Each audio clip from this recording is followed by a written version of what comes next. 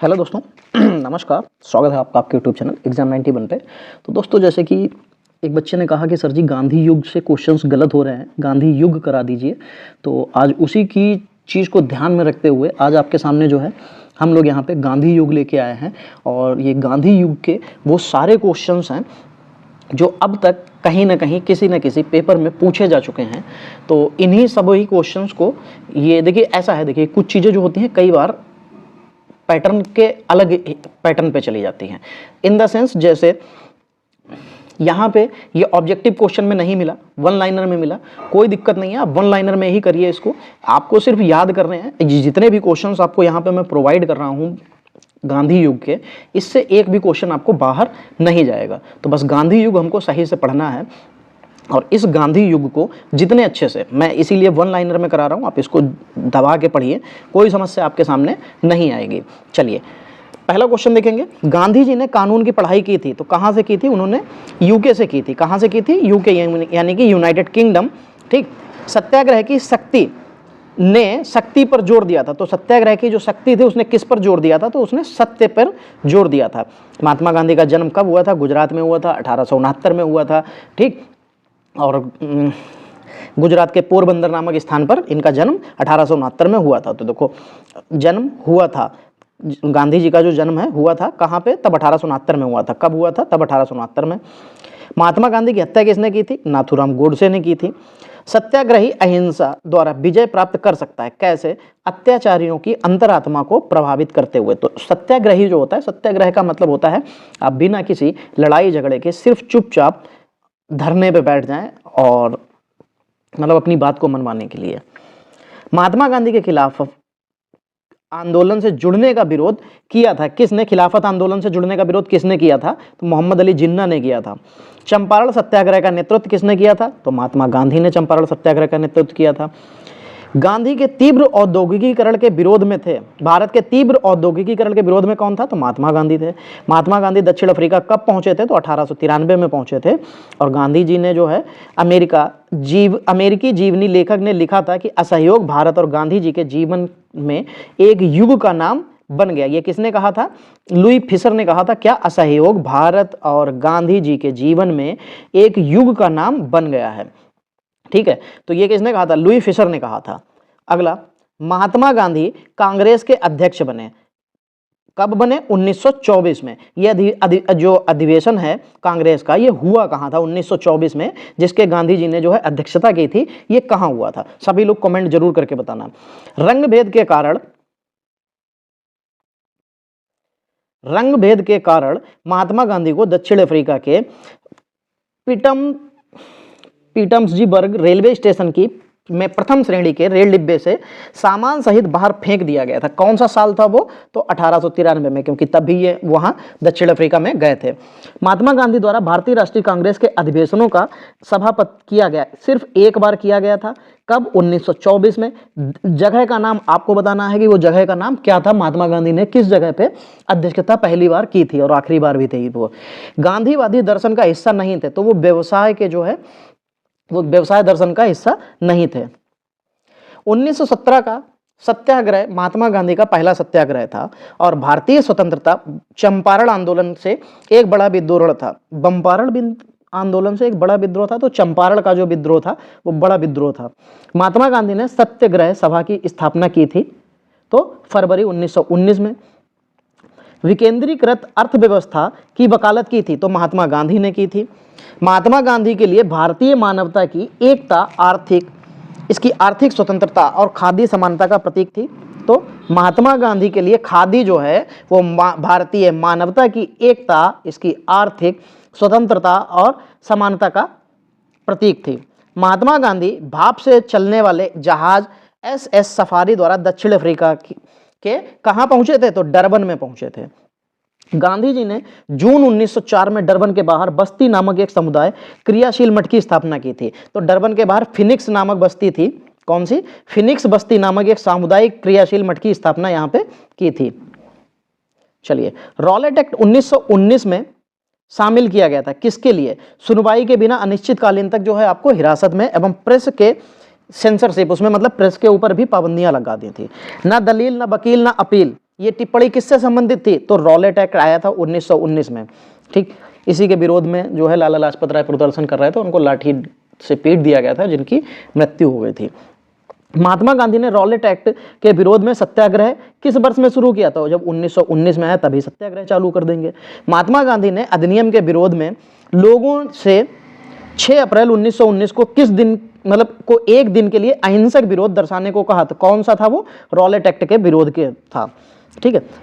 फरवरी 1919 में सत्याग्रह सभा की स्थापना की किसने की थी? तो मोहनदास करमचंद गांधी के द्वारा की गई थी।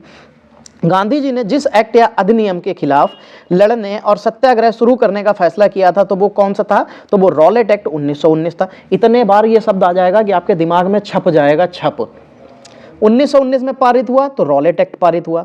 रॉलेट एक्ट के अंतर्गत एक उपाय अपनाया गया था, कौन सा? मुकदमे के बिना कारावास, यानी कि नो बेल नो डील। क्या था यार, मैं तो भूल गया। नो डील, ना दलील, ना वकील, ना अपील, ये था इनका।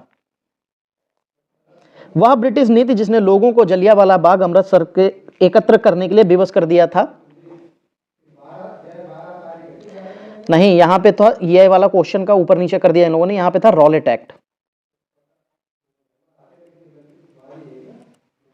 ठीक। और रॉलेट एक्ट अधिनियम के खिलाफ अभियान प्रेस पर ब्रिटिश सेंसरशिप और पेशी के बिना नजरबंदी के जवाब में था। तो ये यहां पे भी शायद रॉलेट एक्ट ही आएगा, लेकिन यहां पे तो गांधी जी नहीं आएगा कि वह ब्रिटिश नीति जिसने लोगों को जलियांवाला बाग अमृतसर में एकत्र होने के लिए विवश किया था। तो कौन? रॉलेट एक्ट के खिलाफ ये लोग सब विरोध में इकट्ठे हुए थे। चलिए, नस्ली भेदभाव के खिलाफ लड़ने के लिए नटाल इंडियन कांग्रेस की स्थापना किसने की थी? तो महात्मा गांधी ने की थी। दक्षिण अफ्रीका से भारत लौटने के बाद महात्मा गांधी ने 1916 में विश्वविद्यालय में पहली बार सार्वजनिक तौर पर संबोधित किया था। कहां? बनारस हिंदू विश्वविद्यालय में 1916 में ही इसकी स्थापना की थी। किसने की थी? ये कमेंट में बताना। बनारस हिंदू विश्वविद्यालय की स्थापना किसने की थी? चलिए, इनमें से दक्षिण अफ्रीका के रेलवे स्टेशन पर प्रथम श्रेणी का डिब्बा छोड़ने से मना करने पर गांधी जी को रेलगाड़ी से बाहर फेंक दिया था, जो पीटर मैरिट्सबर्ग था, वहां पे दक्षिण अफ्रीका की एक जगह है। दक्षिण अफ्रीका ने महात्मा गांधी को बनाया था, यह टिप्पणी थी चंद्रन देवनेसन की। महात्मा गांधी ने राजनीतिक में अपना गुरु किसको माना था? तो गोपाल कृष्ण गोखले को। गांधी को ब्रिटिश भारत की यात्रा करने और वहां की भूमि और लोगों के बारे में जानने की सलाह किसने दी थी? तो गोपाल कृष्ण गोखले ने दी थी। इसीलिए लगभग इनके जो विचार थे, इनकी जो बातें थी, गांधी जी मानते थे। तो इसीलिए इन्होंने जो है अपना राजनीतिक गुरु किसको माना था? गोपाल कृष्ण गोखले को, ठीक है। चलिए, महात्मा गांधी दक्षिण अफ्रीका से भारत लौटे तो जनवरी 1915 में लौटे थे। वल्लभ भाई पटेल को सरदार की उपाधि किसने दी थी? तो जो बारदौली में जो सत्याग्रह हो रहा था उसमें जो महिलाएं थी, उन्होंने इनको जो है उपाधि दी थी। रविन्द्रनाथ टैगोर को अंग्रेजी सरकार ने सर की उपाधि 1915 में दी थी, जिसे उन्होंने जलियांवाला बाग नरसंहार में जो है लौटा दिया था। वो कब हुआ था? तो 1919 में हुआ था। खादी को स्वतंत्रता की वर्दी किसने कहा था? तो महात्मा गांधी ने कहा था। एम के गांधी ने निम्नलिखित भारतीय राष्ट्रीय कांग्रेस के अधिवेशनों में से किस एक में सर्वप्रथम भाग लिया था? तो कलकत्ता अधिवेशन 1919 में। महात्मा गांधी ने सत्याग्रह शब्द का प्रयोग सर्वप्रथम किया था, कब? जब दक्षिण अफ्रीका में थे। सत्याग्रह शब्द को गढ़ा महात्मा गांधी ने ही। महात्मा गांधी ने भारत में अपना पहला जन भाषण कहां दिया था? तो वाराणसी में। महात्मा गांधी को आदेशित किया गया था कि वह भारत के प्रथम खुले कान पर मुंह बंद कर व्यतीत करें, तो गोपाल कृष्ण गोखले ने कहा था। भारतीय राष्ट्रीय कांग्रेस के अधिवेशन में महात्मा गांधी को चंपारण के किसानों की समस्या से अवगत कराया था, तो लखनऊ अधिवेशन 1916 में। गांधी जी ने मधुआ मजदूरों को मुक्त कराने का अभियान आरंभ किया था, कहां से? पटना, यानी कि बिहार से सबसे पहले चंपारण से ही किया था। बंधुआ मजदूरों वाला पटना में। गोखले के राजनीतिक गुरु कौन थे? तो एमजी रनाडे थे इनके राजनीतिक गुरु। और गांधी जी के राजनीतिक गुरु तो गोपाल कृष्ण गोखले। तो एम के गांधी ने हिंद स्वराज लिखी थी कब? 1909 में। जलियांवाला बाग हत्याकांड कब हुआ था? तो 13 अप्रैल 1919 को ये हुआ था। बहुत इंपॉर्टेंट चीज है, बहुत बार तारीख के साथ पूछा जाता है। आंदोलन में महात्मा गांधी ने पहली बार भूख हड़ताल का प्रयोग हथियार के रूप में कब किया था? तो अहमदाबाद जो मील हड़ताल हुआ था वहां पे। चंपारण में तनकठिया प्रथा का तात्पर्य क्या था? इसका मतलब था कि जो 3 बटे भूभाग पर नील की खेती करना होगा। मान लेते हैं कि आपके पास 20 बीघे जमीन है, ठीक है। आपके पास अगर 20 बीघे जमीन है तो आपको 3 बीघे पर खेती करनी होती, किसकी? नील की। ठीक है। चलो, गांधी जी ने अपना प्रथम सत्याग्रह आरंभ किया था तो मजदूरों को मजदूरी कम दिए जाने के विरोध में। चंपारण सत्याग्रह में महात्मा गांधी का साथ किसने दिया था? तो राजेंद्र प्रसाद और अनुग्रह नारायण सिन्हा ने दिया था। महात्मा गांधी के चंपारण सत्याग्रह का विरोध किया था तो एमजी रंगा ने किया था। महात्मा गांधी, जो गांधी जी के नाम से पहले महात्मा जोड़ा गया था, तो चंपारण सत्याग्रह के दौरान इनको जोड़ दिया गया था। जलियांवाला बाग नरसंहार पर कांग्रेस जांच समिति की रिपोर्ट के प्रारूप लिखने का कार्य महात्मा गांधी को ही सौंपा गया था। गांधी जी ने के राम राज्य के युगल सिद्धांत क्या थे? तो सत्य और अहिंसा। ये भी पेपर में, अभी जो हम लोग एक जीएस का क्वेश्चन कर रहे थे, उस दिन जीएस का प्रैक्टिस सेट था, शायद हिस्ट्री का कोई क्वेश्चन आया था, उसमें ये क्वेश्चन आया था गांधी जी के राम राज्य के युगल सिद्धांत का क्या अर्थ था? तो सत्य और अहिंसा थे। जलियांवाला बाग हत्याकांड के विरोध में वायसराय के कार्य परिषद से त्याग पत्र दे दिया था किसने? सर शंकर नायर ने। दक्षिण अफ्रीका में रहने की अवधि में महात्मा गांधी ने जिस पत्रिका का प्रकाशन किया था उसका नाम क्या था? तो इंडिया ओपिनियन नाम था उसका। वे दो नेता जिन्होंने भारत के दौरे पर सामाजिक उत्थान का कार्य किया था, तो गांधी जी और तिलक थे। एम के गांधी समर्थक थे किसके? तो दार्शनिक और अराजकतावाद के। करमचंद गांधी दीवान थे कहां के? तो पोरबंदर, राजकोट और बीकानेर के। करमचंद कौन थे? तो ये महात्मा गांधी के पिताजी थे। गांधी जी की दृष्टि से अहिंसा का क्या अर्थ था? सत्य की प्राप्ति का रास्ता। दक्षिण अफ्रीका का रेलवे स्टेशन जहां गांधी जी को ट्रेन से फेंक दिया गया था, पीटरमार्ट्सबर्ग जो है, पीटसबर्ग जिसको कहते हैं हम लोग, वह व्यक्ति जिसने 4 अप्रैल 1919 को दिल्ली की जामा मस्जिद के प्रवचन से हिंदू मुस्लिम एकता का भाषण दिया था, तो स्वामी श्रद्धानंद थे ये। गांधी जी के अनुसार हिंसा का क्रूरतम रूप क्या होता है? कि गरीबी का स्थायित्व, मतलब आप गरीबी ला दीजिए, सबसे ज्यादा क्रूर जो है वो हिंसा का क्रूरतम रूप होगा। मतलब हिंसा नहीं करी जाएगी लेकिन वो क्रूरतम बहुत ज्यादा भयानक हो जाएगी। वह कारागार जिसे गांधी जी ने मंदिर का नाम दिया था, तो यरवदा कारागार था जहां गांधी जी ने उसको मंदिर का नाम दिया था। गांधी जी ने सेवा धर्म का अपनाया था कहां? दक्षिण अफ्रीका में। गांधी जी इनोवेशन यानी कि गांधी जी का नवाचार का तात्पर्य क्या था? कि कम निवेश से अधिक उत्पादन अधिक लोगों के लिए। भारतीय स्वतंत्रता को